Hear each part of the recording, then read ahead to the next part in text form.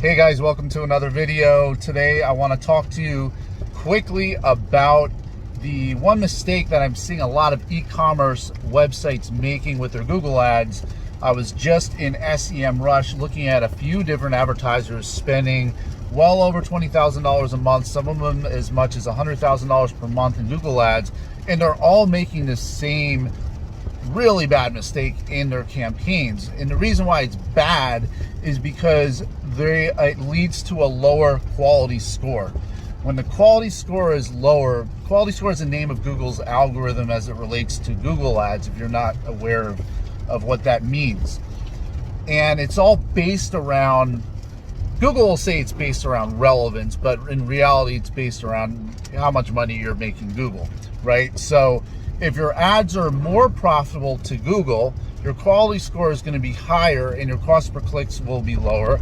As a result, your ROAS is higher when it comes to e-commerce. But with the way that these campaigns are being structured by a lot of e-commerce websites, clearly I can see that they don't have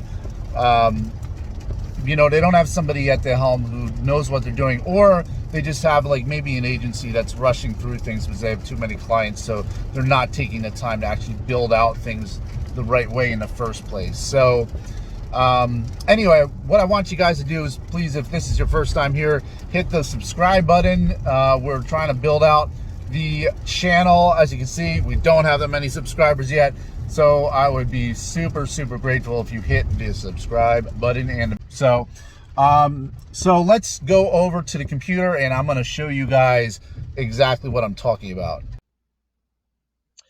All right, so now we're over in SEMrush. Again, if you're not familiar with SEMrush, it is a pretty well-known competitive analysis tool. And again, I do not have any relationship with SEMrush. I am not even an affiliate. I am simply pointing out that this is a great tool that I use.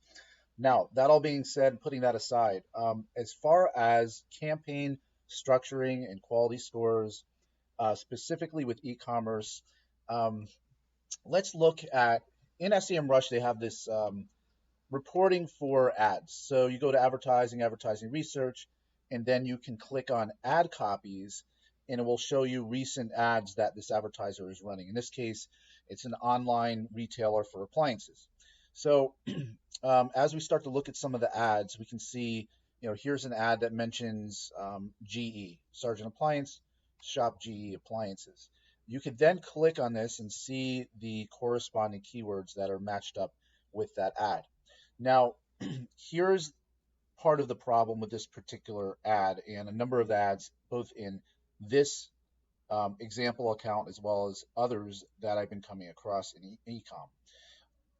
The advertiser or the marketer or the agency or whoever is running the account, they're creating these ad groups, but the match of the title and description, it's not really a close match to the keywords in the ad group. There's too many, I don't want to say unrelated because they are related keywords, but you can't lump different keyword variations into one ad group if the core part of the phrase is different. So, for example, there are competitor names in here, and then there's city names in here. Appliances, Longview, Texas. Then Mr. Appliance, Augusta. Appliances, West Palm Beach. These are all really not that closely related.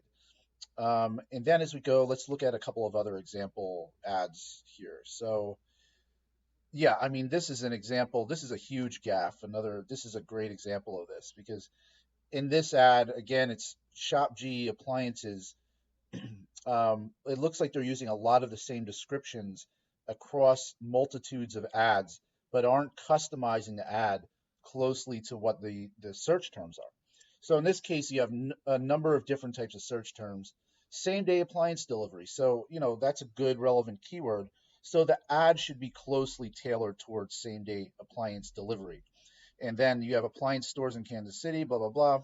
So again, too many unrelated keywords in the same ad group. There should be more deeper levels of granularity, in my opinion, in this account based on what SEMrush is showing.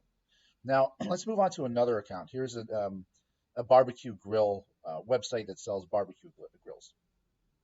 Here's another example. Again, the same type of mistake being made. Best stainless steel barbecue grill. The keywords in the ad group include the word outdoor grill. It's a very high volume keyword. And so you need to have this ad more closely tailored to the keywords that are the focus of that ad group. So again, that's another example of this. I believe there were some ad groups that were more. So here's an example, same advertiser doing a much better job, having a more granular title and a more closely related keyword set. AOG 30 grill, order AOG barbecue grills. I might even go as far as to want to have an ad just for AOG 30 grill if it were me. But again, this is a pretty close match, right? So much better job on that one. So, again, there are all sorts of levels of of maintenance that needs to happen depending on what account you're auditing as a PPC person. Let's say, I don't know if you're watching this video, if you're a media buyer or a pay-per-click person, but as you know, there's times where small portions of an account need some maintenance, and there's other times where accounts were never built properly in the first place. All right, so here's another one. This is an industrial supply company, so let's see what they're doing. Floor scrubbers. So let's see. Eureka floor scrubber Philippines. Yeah, so again, this is just kind of a little bit disjointed in terms of the variety of keywords in the same ad group. They're related, but they're unrelated at the same time. KitchenAid 8-quart mixer. So again, here's an example where it's a little bit of a closer match. I have to assume this product SKU is for the 8-quart mixer. If not, that's a huge gaffe, but it probably is the SKU for an 8-quart mixer. On the other hand, you would probably want to mention 8-quart mixer in this ad. So again, there's some examples of good and some examples of not so good in a number of these ads. So cutlery and more. Let's look at, this is the last one. So I believe these guys are doing a better job. So I don't even know how to say that. I'm not French, so I'm not going to try it. Le Crucic cookware. Okay, so I lied. I tried it, and I'm sure I butchered it. So, all right. Yep. So again, this is a much closer match because it's the keyword and then variants of that keyword, different spellings of the keyword, which I would consider to be an okay thing to do within the same ad group. All right, J. Henkel's self-sharpening cutlery. J. Henkel's, so yeah, this is an example of where I probably would split this up. This is what Perry Marshall, he was one of the quote-unquote grandfathers of PPC optimization. He wrote one of the first books about pay-per-click optimization in the 2000s. And he had this term, it was called peel and stick. So in this case, what I would do is I would peel and stick these keywords out into their own ad groups and then tailor ads around those terms, especially when it's higher volume like this. When it's 1,000, 2,400 per month, now you're getting into more substantial volume where it matters more. Because the way that Google's quality score algorithm works is it's impression weighted. So the more impressions you have with a structure in your account that's disjointed. So if you have 10 ad groups and one of those ad groups is totally disjointed, but most of the impressions go to that ad group, that can throw off the quality score of the entire account. So again, the quality score is important because everything I'm mentioning now is important on a number of different levels. Number one, Google will score the ads differently and the quality score will be lower. When the quality score is lower, you pay more per click. When you pay more per click, your ROAS is lower. So that's why following these best practices for account structure, and I'm going to be releasing some more videos on that in the near future of how to go about that. But that's why it's important to have a very granular structure with your campaigns and your ad groups. You don't want too many unrelated keywords in the same ad groups. It's okay to have some different long tail variations of the same core words. For example, here, 8-quart mixer, 8-quart, maybe commercial KitchenAid mixer, KitchenAid 8-quart mixer. This is an okay keyword list because these keywords are very closely related to the same core phrase, right?